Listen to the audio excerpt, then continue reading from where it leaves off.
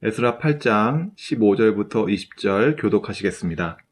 내가 무리를 아하로로 흐르는 강가에 모으고 거기서 3일 동안 장막에 머물며 백성과 제사장들을 살핀즉 그 중에 레위 자손이 한 사람도 없는지라. 이에 모든 족장 곧 엘리에셀과 아리엘과 스마야와 엘라단과 야립과 엘야단과 나단과 스가랴와 무슬람을 부르고 또 명철한 사람 요아립과 엘라단을 불러 가시베아 지방으로 보내어 그곳 족장 이또에게 나아가게 하고 이또와 그의 형제 곧 가시베아 지방에 사는 느디님 사람들에게 할 말을 일러주고 우리 하나님의 성전을 위하여 섬길 자를 데리고 오라 하였더니 우리 하나님의 선한 손의 도우심을 입고 그들이 이스라엘의 손자 레위의 아들 말리의 자손 중에서 한 명철한 사람을 데려오고 또 세레비아와 그의 아들들과 형제 18명과 하사랴와 무라리 자손 중 여사야와 그의 형제와 그의 아들들 20명을 데려오고 다윗과 방백들이 레위 자손 섬기라고 준 느디님 사람 중 성전 일꾼은 220명이었는데 그들은 모두 지명받은 아들이었더라. 아멘. 미국 대통령 바이든에게 누군가가 요즘에 러시아의 분위기가 심상치 않습니다. 우크라이나를 침공할 것 같습니다. 이렇게 보고를 했다면 바이든은 즉시 지역 전문가들을 불러가지고 조언을 들었을 겁니다. 러시아 전문가, 우크라이나 전문가를 불러가지고 정말 전쟁이 날 가능성이 있는지 그를 보고에 대해서 조언을 들었을 겁니다. 그러니까 바벨론과 페르시아 같은 제국도 마찬가지였어요. 그 제국 안에 많은 나라들이 있었어요. 많은 나라들 그리고 많은 민족들이 있었기 때문에 지역 전문가들의 조언을 들었습니다.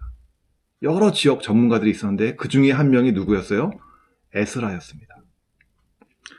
바벨론과 페르시아는 전쟁에서 승리하면은 전리품들을 챙겼죠.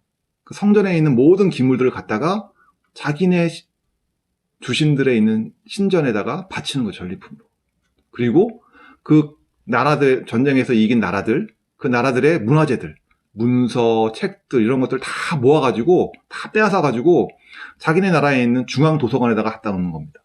거기에 유대 섹션이 딱 있었어요. 그래가지고 유대에서 빼앗아서 모든 문서들, 책들은 다 유대 섹션에 모아놓고 그리고 바벨론에서 있었던 유대 사람들의 이야기, 뭐 다니엘 이야기라든지 아니면 그 에스겔 선지자의 선지서 그리고 페르시아 왕비였던 에스더의 이야기 이런 것들도 그 유대 섹션에다 차곡차곡 모아놓는 거죠. 그곳은 아마도 성경을 공부하기에 아마 최적의 장소였던 것 같아요. 그곳에서 공부했던 학자이자 제사장 가문의 사람이 누구예요? 오늘 주인공 에스라입니다. 7장 6절에 에스라에 대해서 이렇게 소개합니다. 에스라가 바벨론에서 올라왔으니 그는 이스라엘의 하나님 여호와께서 주신 모세의 율법에 익숙한 학자로서 그의 하나님 여호와의 도우심을 입음으로 왕에게 구하는 것은 다 받는 자이더니. 그러니까 에스라는 학자였고요. 그리고 페르시아 왕의 신임을 받는 사람이었어요. 그래가지고 하나님의 도우심을 입어서 왕에게 구하는 것마다 다 응답받는 그런 사람이었다. 그 에스라가 신임을 받았고 구하는 것마다 왕의 총애를 입어가지고 구하는 것마다 다 왕이 다 허락해 주는 거예요. 근데 에스라는 그게 뭐 때문이다? 내 실력 때문이다? 그게 아니라 하나님의 도우심 때문이다. 라고 말하고 있었습니다. 유대가 다 망했고요. 네. 다 포로로 끌려갔잖아요.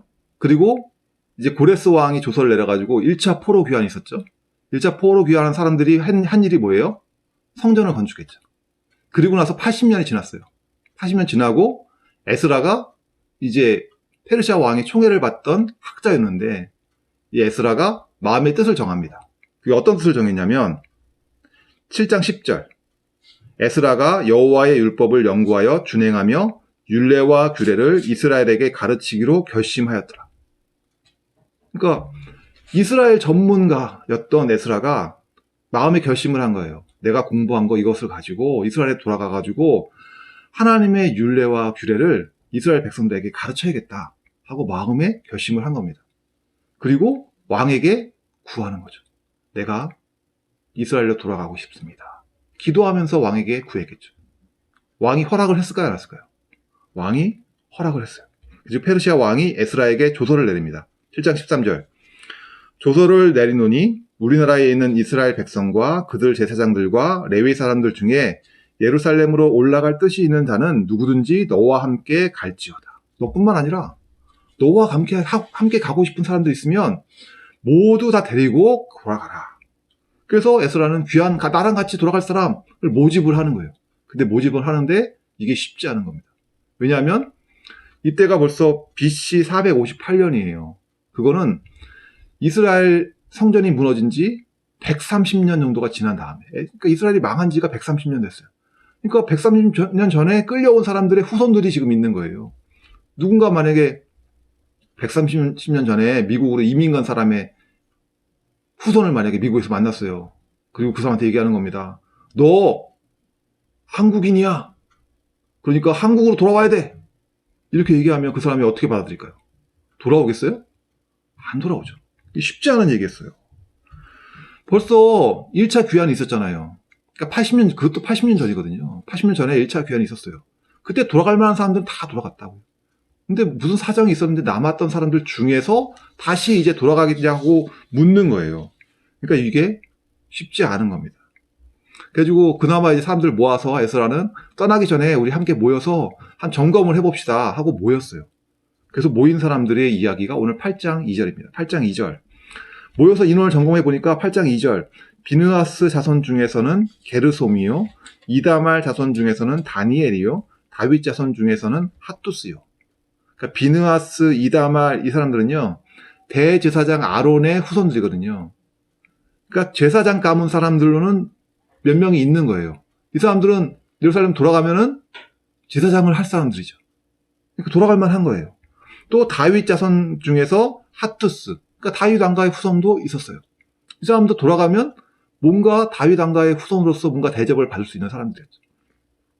그리고 3절부터 14절에는 12지파를 상징하는 12그룹들의 이야기가 쭉 나와요. 12그룹이 있고요. 근데 빠진 족속이 있는 거예요. 누가 빠졌냐면 레위 지파 사람들이 빠져 있었어요.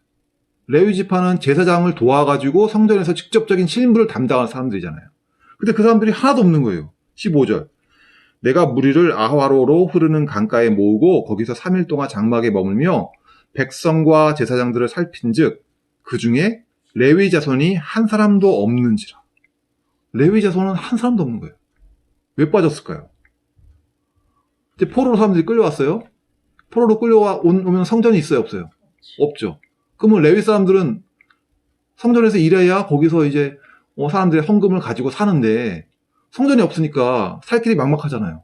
그러니까 다른 사람들과 똑같이 생업을 한 거예요. 그냥 말은 레위 사람들이지만 실제로는 레위 사람으로서 산 건 아니에요. 사실 조상이 레위 사람이니까 자동으로 레위 사람이 된 거지. 이 사람들은 레위인으로 살아야겠다는 뭐 그런 특별한 소명이 없었던 거죠. 그리고 돌아간다고 해서 아까 그 제사장 그룹 사람들은 돌아가면 제사장이라도 하잖아요. 근데 이 레위 사람들 돌아가면 제사장 할 수 있어요? 없어요. 아론의 후손들만 제사장 할 수 있거든요.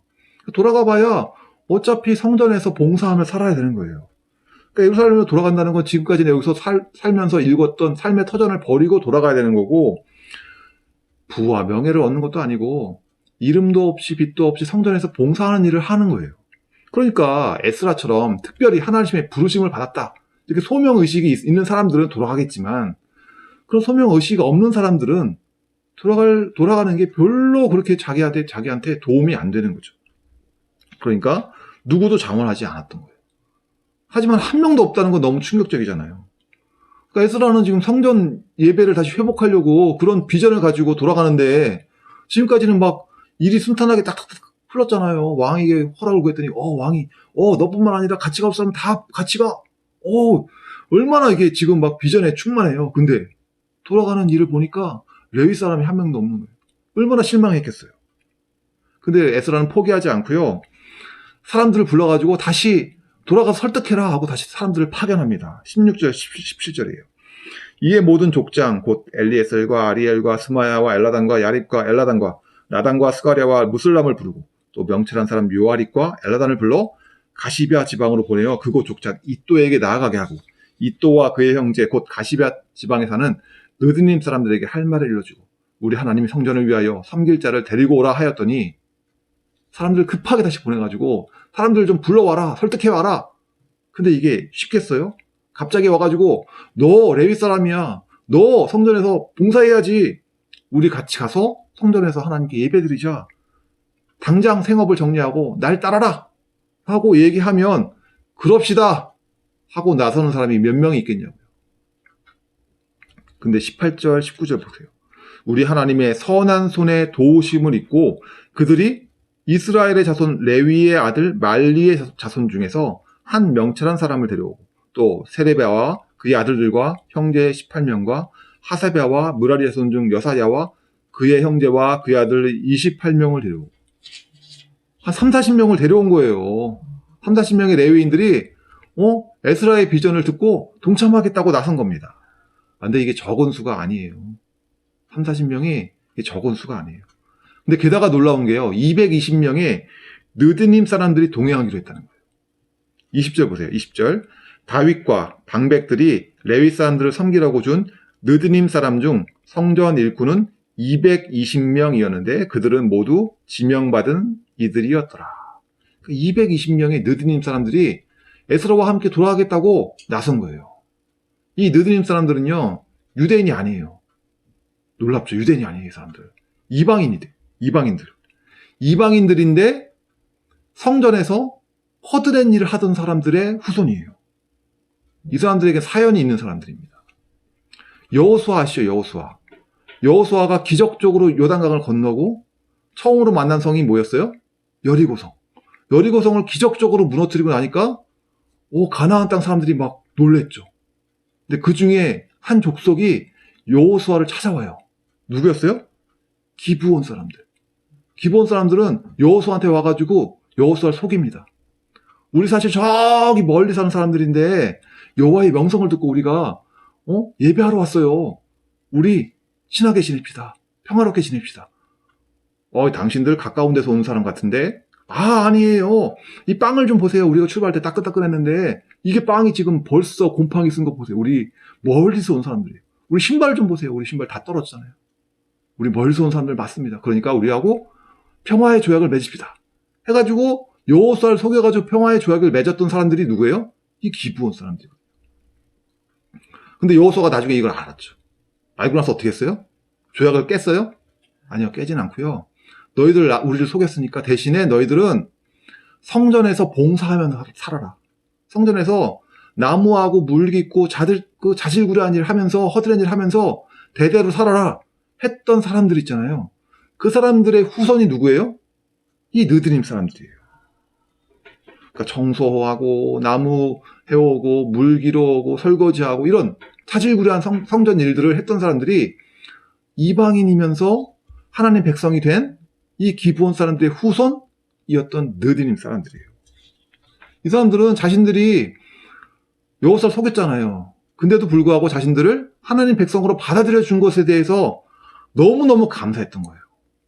그래가지고 자신들을 성전에서 일하게 이런 특권을 우리에게는 이게 특권이야 라고 생각했던 거예요. 그래가지고 이 은혜를 생각하면서 살았던 사람들이에요. 그래가지고 이 사람들 생각해 보세요. 이 사람들 예루살렘에 돌아가면은 어떤 대접 받을까요? 그냥 평생 또 허드렛 일 하는 거예요. 설거지하고 나무하고 물기도 하고. 또 예루살렘 돌아가면 이방인이잖아요. 이방인들에 대한 대우가 좋았겠어요? 안 좋았겠어요? 그러니까 주류가 될 수가 없어요. 상류층이 될 수가 없어요. 비주류로서 살아야 되는 거예요. 근데도 불구하고 이 사람들이 귀환하겠다는 거예요. 다시 돌아가겠다는 거예요. 왜 이러는 거예요, 이 사람들? 시편 84편 10절 보면 다윗은 이렇게 얘기합니다. 주의 궁정에서 한 날이 다른 곳에서 첫날보다 나은즉 악인의 장막의 거함보다 내 하나님 문지기로 있는 것이 좋사오니. 딱 이 고백처럼 페르시아 그 제국의 화려함보다 부와 명예보다 나는 하나님의 백성으로서 하루를 살더라도 내가 하나님 백성으로 살겠습니다. 이 사람들은 이렇게 인생을 걸고 하나님 앞에 지금 고백하고 있는 거예요. 제가 만약에 에스라였으면요, 이 사람들을 보고 반응을 보고 아마 깜짝 놀랐을 것 같아요. 이거는 내가 한 일이 아니다. 하나님이 이 사람들에게 은혜를 주셨구나. 하나님이 이 사람들의 마음에 감동을 주셨구나. 이 사람들의 마음을 변화시켜 주셨구나. 그래서 18절에 에스라는 이렇게 고백합니다. 우리 하나님의 선한 손의 도우심 덕분이다. 이것은 내가 한 게 아니다. 우리 하나님의 선한 손의 도우심 덕분이다. 라고 이야기하는 겁니다.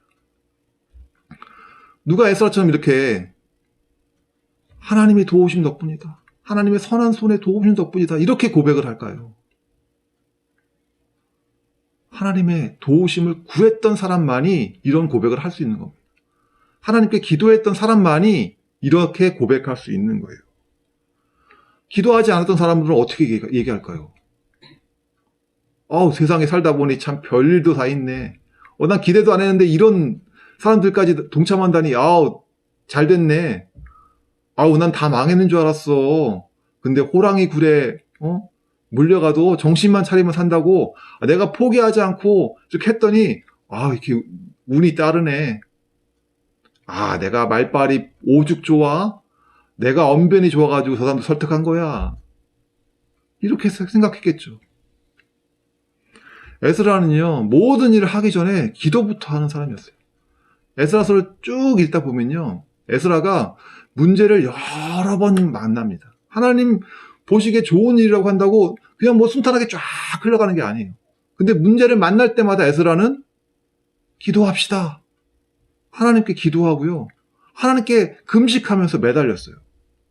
그리고 하나님이 에스라가 기도할 때마다 다 응답해 주셨어요. 응답하시면 또 에스라는 또 뭐라 그래요? 이게 다 누구의 덕분이다? 내가 잘난 게 아니다. 하나님의 도우심 덕분이다. 이렇게 고백하면서 하나님께 영광을 돌렸어요. 에스라의 이름의 뜻이 뭔지 아세요? 하나님이 도우신다예요. 하나님의 도우심.